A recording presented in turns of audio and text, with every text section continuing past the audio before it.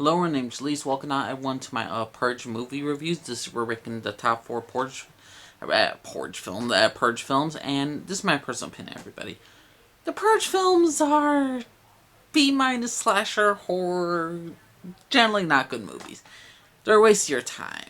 I saw all four. I binged them, and I'm gonna be ranking this entire dang franchise. Okay, let's start with the worst. The worst is Purge election year. Plus side, Elizabeth Mitchell is in this, the girl from Lost who played Juliet. I'm happy about that. She's the politician who is going to become president, who wants to wipe out the Purge from existence. No more of that. The politicians that want the Purge and all that stuff, the typical white villains, old gray hair white men against society that bring society down upon the man. That typical shit. They're using this night to try to kill her off because they make, now, instead of a difference of how you can't kill anyone from the government, now they let it happen. And the person they're sending after her is literally a white nationalist with a tattoo of a cross on his head. It's a fucking ridiculous, stupid, stereotypical bullshit that we get all the time. And then you got the black gangsters helping out once in a while. It's just a little bit ridiculous. I mean, with this one, it's just like Frank Grillo's protecting her. I'm glad that he's returned from the second film, and his character is progressing now. He wants his Purge night to be over because he almost made a big mistake in his life. But other than that, there's not much to this entire film. You could get all that in the first 15 minutes, and then the rest of it's just horror, horror, horror. They meet some good people. They save some people. At the end of the day, she doesn't want to kill the guy who's trying to kill her for the Purge, because she is not going to win that way. She's going to beat him at an election. And I do like the fact that we got that, I forgot his name, the homeless guy from the first Purge movie. He still continues his journey, and he's eventually works with the president to stop the end of the Purge.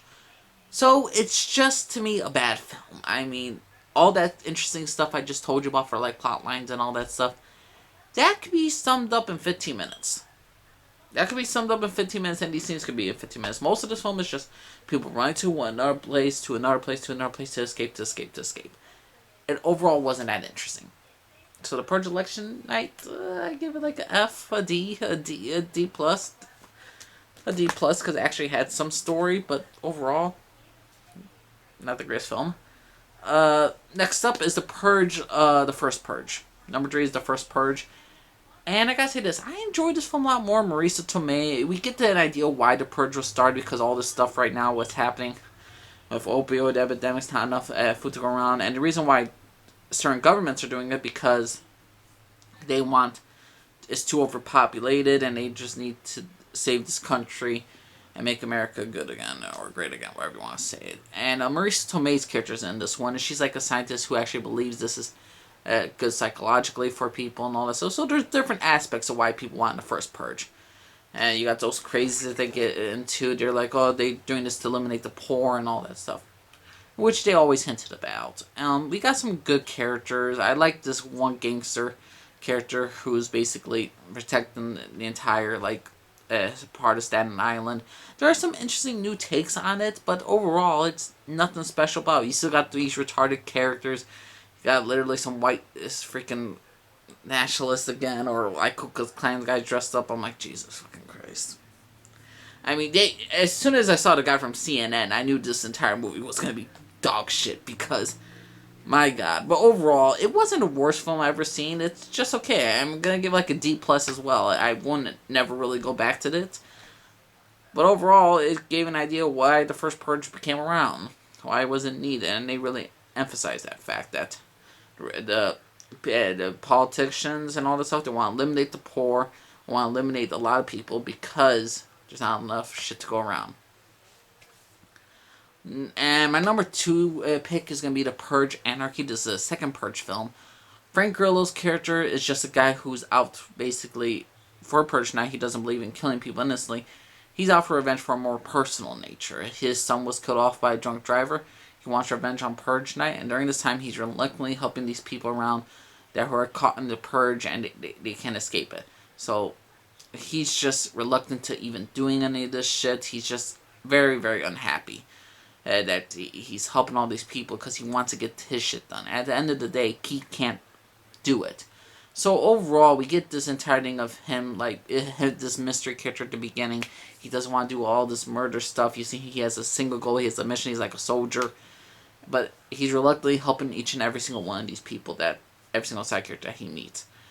And ultimately, we get a little bit more how the rich are like buy certain people, and so they could like kill people in their own house, where they don't have to like get killed off and all that stuff. So it was just a different take, and I liked it. I actually enjoyed this film for the most part. At the end, what saves this film is the end of part of Frank Grillo's character, where he couldn't kill the guy who killed his son by drunk driving. He didn't kill him, and that guy, when Frank Grillo's character is about to be killed off, the guy who he saved, who he did not kill during the Purge, the one who killed the son by accident and drunk driving, saved Frank Grillo's character. And that's actually kind of like a whole, like the entire circle comes together. Everything gets all squared up at the end. So overall, it's an okay film. I gave it a C minus. I gave it a C minus. It's not the greatest film, but it's definitely better than the other two. And my favorite of the Purge films is The Purge. The first Purge one is just, it had a different look. It had a different feel. One, you just see how like this rich upper class families living and all that stuff. And you just see all these neighbors like, oh, protect yourself during the Purge and all that stuff. And like, you're going to be okay. I brought you this for cookies and all that stuff. And your so-called neighbors, yeah, they're might not be the nicest person. You got that thing that the rich like to kill off the poor because it's their American right and all that stuff. We also get word this father and a mother, they don't know how to really tell their children why the Purge is like this, and how, the conversation they're having with them, yeah, it's what saved our country, but in reality they feel it's wrong. They don't want to do it, but they understand it saved their country in their opinion. And the fact is, to have their just explaining with their children is interesting. And the fact is, the reason why this whole shit happens is because a young son sees a young homeless man running around, gonna be killed off by some freaking evil people, and he lets him into the house, and the family wants to get him out because they don't want him to be stuck with him. But ultimately, they cannot bring that man to his death, so they decide to stay with they decide to make a stand and not release that man because they know in their hearts it's wrong. So it was a little different take, and also, the entire film just takes place in one nearly area. You only have the house as that.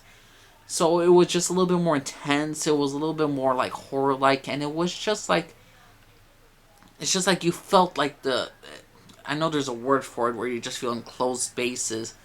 Claustrophobic, there you go. You feel very claustrophobic when you're just in the house and the killers are in there going to find you. It's that typical horror classic, except it's not going throughout the entire city like all the other Purge films are doing now.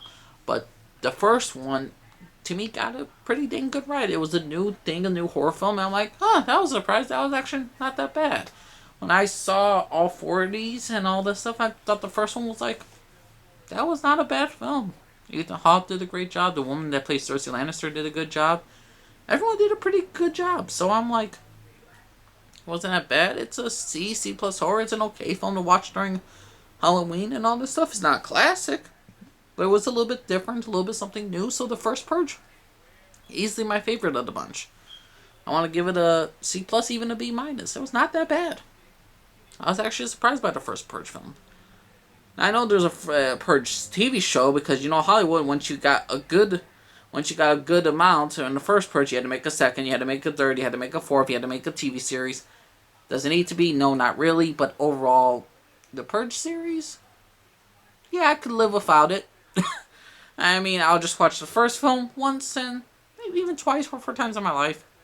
I don't really care too. I got the digital movie code, so I got all 4. I'm gonna sell the Blu-ray. So the Purge films, not the some of them are just bad, but I seen worse shit.